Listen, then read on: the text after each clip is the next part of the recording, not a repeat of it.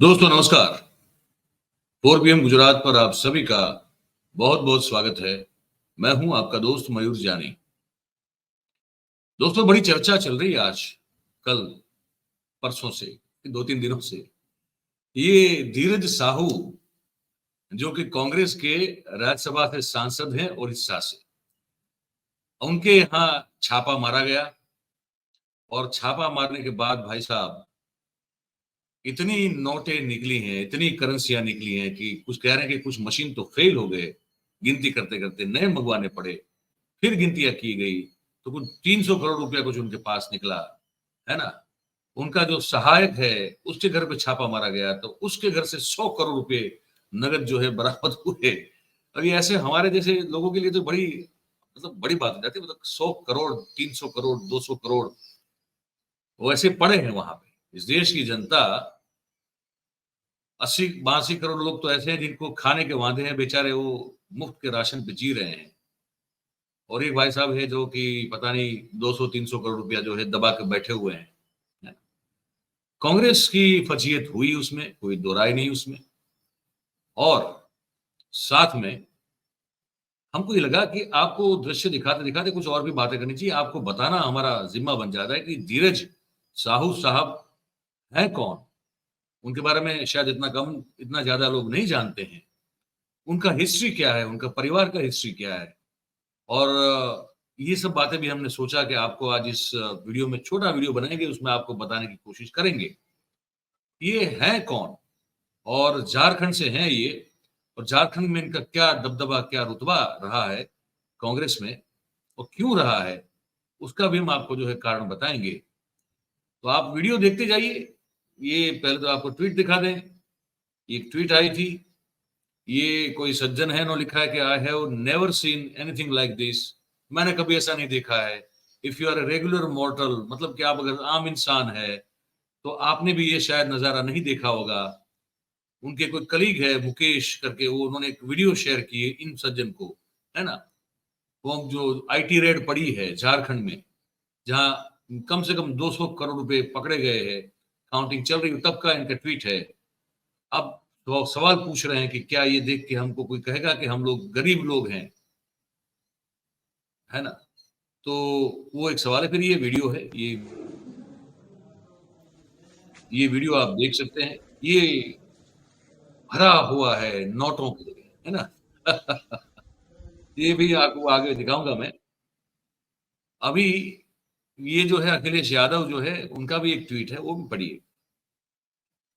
ये जो है ना, उन्होंने एक पुराना वीडियो आपको याद होगा उत्तर प्रदेश में जब चुनाव हुआ था, तो पीयूष जैन नाम के एक सज्जन के वहाँ रेड डाली गई थी और उनके घर से भी जो है 200 करोड़ या उससे ऊपर का कुछ मिला था। तो वो उसका ज़िक्र अब योग कर रहे हैं कि हाल में जो बेइंतहा नकदी बरामद हो रही है, उससे भाजपा सरकार को नोटबंदी की नाकामी का स्मारक बनवा देना चाहिए और उसके नीचे देश की अर्थव्यवस्था को बर्बाद करने के लिए अपना माफ़ीनामा भी लिख देना चाहिए।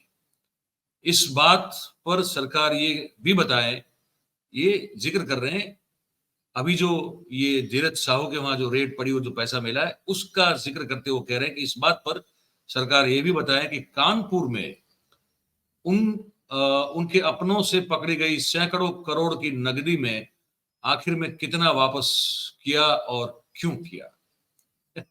ये सब भी बातें हो रही है। आप ये दृश्य देखते जाएँ, आप देख रहे हैं, मैं वो सिलसिलेवार बताता हूँ, धीरज साहू कौन है? ये दृश्य देख लीजिए।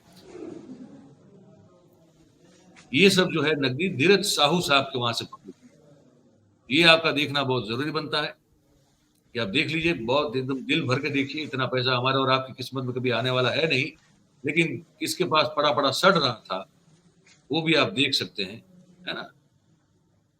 ये ये जत्था है, ये जगीरा है, ये हमारे देश की करेंसी का, तो ये भाई साहब ने इस तरह से अपने कमरे में कपबोर्ड्स में जो है दबा के रखा हुआ है, ठीक है? अब आपसे मैं बात करना चाहता हूँ कि ये धीरज साहू है कौन? मैं थोड़ी जो उनका उनके बारे में थोड़ी जानकारी लेने की कोशिश की तो ये जानकारी सामने आई। ये जानकारी मैंने खोल के रखी है अपने सामने। ये सज्जन है, ये कौन है? ये सज्जन कहें, दुर्जन कहें, जो कहें आपकी मर्ज़ी है, पर ये व्यक्ति है कौन? ठीक है।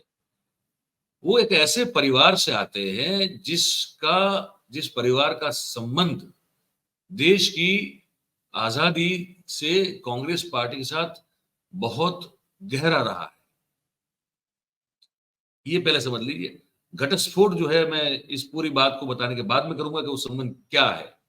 तो बताया जा रहा है कि ये जो छापेमारी की गई और कुछ 350 करोड़ के ऊपर की रकम पकड़ी गई है ना। तो अब तो क्या हुआ है कि कांग्रेस ने हाल में तो ये है कि भाई ये नगद बरामद हुई, उसके बाद अपने ही सांसद धीरज साहू से किनारा कर लिया, दूरी बना ली, ठीक है।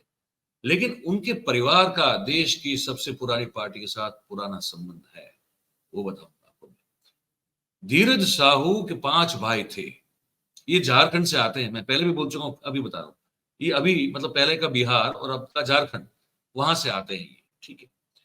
उनके 5 भाई थे, जिनमें से उनके समेत 4 ने राजनीति में प्रवेश किया।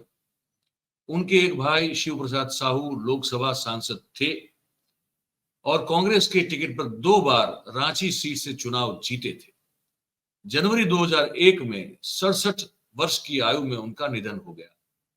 एक अन्य भाई नंदूलाल साहू का भी निधन हो चुका है, ठीक है। धीरज जो है, उनके अन्य एक भाई हैं गोपाल साहू। उसने कांग्रेस की टिकट पर हजारीबाग से 2019 में चुनाव लड़ा था, लेकिन उन्हें हार का सामना करना पड़ा था। एक अन्य भाई हैं उदय साहू, वो भी कांग्रेस पार्टी से जुड़े हुए हैं। धीरज साहू ने झारखंड की चतरी सीट के लिए 2 बार चुनाव लड़ा, लेकिन वहां पे वो जीत नहीं पाए। जून 2009 में वो एक उपचुनाव में राज्यसभा के लिए चुने गए और जुलाई 10 में वो फिर से चुने गए। वो मई 2018 में तीसरी बार राज्यसभा के सदस्य बने, ठीक है। अब शिव प्रसाद साहू के कार्यकाल के दौरान परिवार का काफी दबदबा बना था। जो उनके बड़े भाई थे, जो इनका निधन हो चुका है, जो सांसद थे, तो उनके परिवार का काफी दबदबा था और संसदीय और विधायी चुनाव के साथ साथ मंत्री पदों के लिए भी कांग्रेस के उम्मीदवारों को उनकी सिफारिशों पर तय किया गया था। वह इंदिरा गांधी के भी करीबी थे। शिव कुमार साहू की बात हो रही है। साहू परिवार ने लगातार आर्थिक और चुनावी राजनीति में कांग्रेस पार्टी का समर्थन करने में महत्वपूर्ण भूमिका निभाई है, खासकर झारखंड के लोहरदगा और पड़ोसी जिलों में। ये इनका प्रभुत्व वाले क्षेत्र हैं, ये लोहरदगा और उसके पड़ोसी जिले जो हैं जहां झारखंड के, वहां उनका बहुत बड़ा प्रभुत्व है।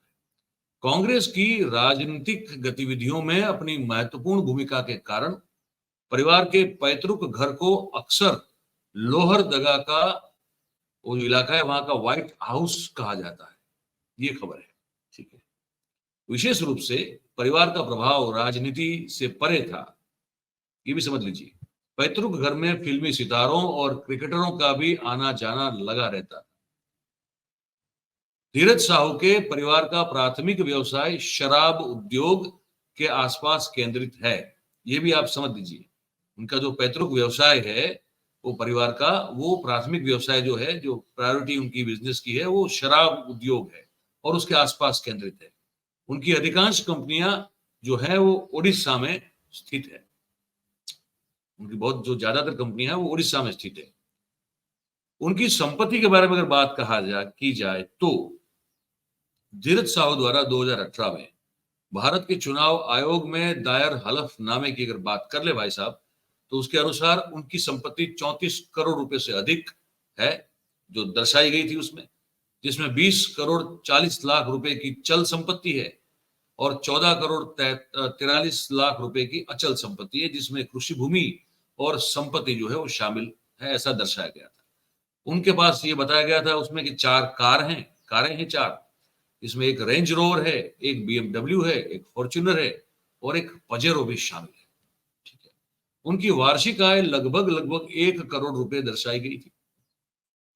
इसके अतिरिक्त उसकी पत्नी के पास 3 किलो के आसपास का सोना, गोल्ड, उसकी कीमत 94,50,000 रुपया थी। जबकि धीरज साहू के पास उस समय 26,16,000 रुपए के मूल्य के हीरे के आभूषण थे, डायमंड के आभूषण। और उस हलफनामे के अनुसार अगर बात की जाए तो साहू ने परिवार के स्वामित्व वाली कंपनी जो बलदेव साहू शिव प्रसाद साहू में 2.5 करोड़ रुपए की पूंजी निवेश की थी और बलदेव साहू एंड सन्स में उन्होंने अन्य निवेशों के बीच में 2 करोड़ रुपए का भी निवेश किया था। ये हम आपको बता रहे हैं। अच्छा, वो परिवार का कनेक्शन, देश की सबसे पुरानी पार्टी के साथ परिवार का कनेक्शन क्या है, अब उस मुद्दे पर हम आ जाते हैं। ये है, सूत्रों के द्वारा बताया जा रहा है कि जब 1947 में आजादी मिली देश को, तो धीरज साहू के पिता बलदेव साहू, उसने देश की अर्थव्यवस्था को उस समय मजबूत करने के लिए भारत सरकार को उस समय के 47 लाख रुपया 1947 में और 47 किलो सोना जो है वो दान किया था। ये बड़ी बात है। 1947 में अगर इस परिवार के पास 47 लाख रुपया है, क्योंकि वो 47 का साल था, तो मुझे लगता है कि उसके साथ सिंबॉलिकली राइम करने के लिए यह आंकड़ा उनके पिताजी ने चुना होगा शायद।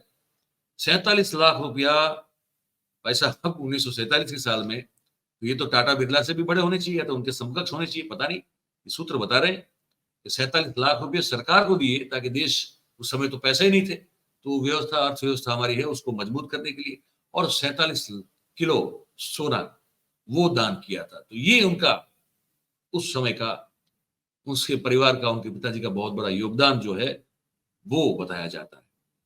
तो क्या कहें कि ये वो जो 47 लाख रुपए उस समय दिए थे उनके पिताजी ने, या 47 किलो सोना, अगर ये बात सच है तो क्या उसी का जो है वो हिसाब किताब निपटा रहे थे कि हमने इतना दिया है तो हम इतना ले ही सकते हैं।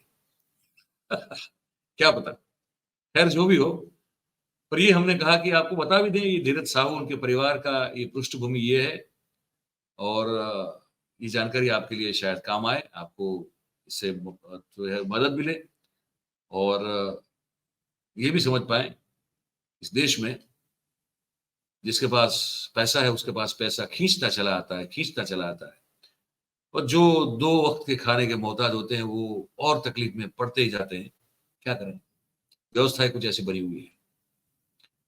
तो ये था। आपको कैसा लगा ये कार्यक्रम, हमको आप लिख के जरूर से बताइएगा कमेंट करके। तो बात अगर आपको हमारी पसंद आ रही हो, अच्छी लग रही हो, तो फिर इस वीडियो को आप लाइक करें, इस वीडियो के लिंक को आप हो सके उतना शेयर करें, और हमारे जो चैनल है 4PM गुजरात, उसको आप सब्सक्राइब करें, अपने आसपास के लोगों से करवाएं। ये हमेशा हम रिक्वेस्ट करते हैं, आज भी कर रहे हैं, और हमेशा धन्यवाद करते हैं, आज भी कर रहे हैं। बहुत बहुत धन्यवाद आप सभी का जो इस कार्यक्रम में हमारे साथ जुड़े हैं। Thank you very much. नमस्कार।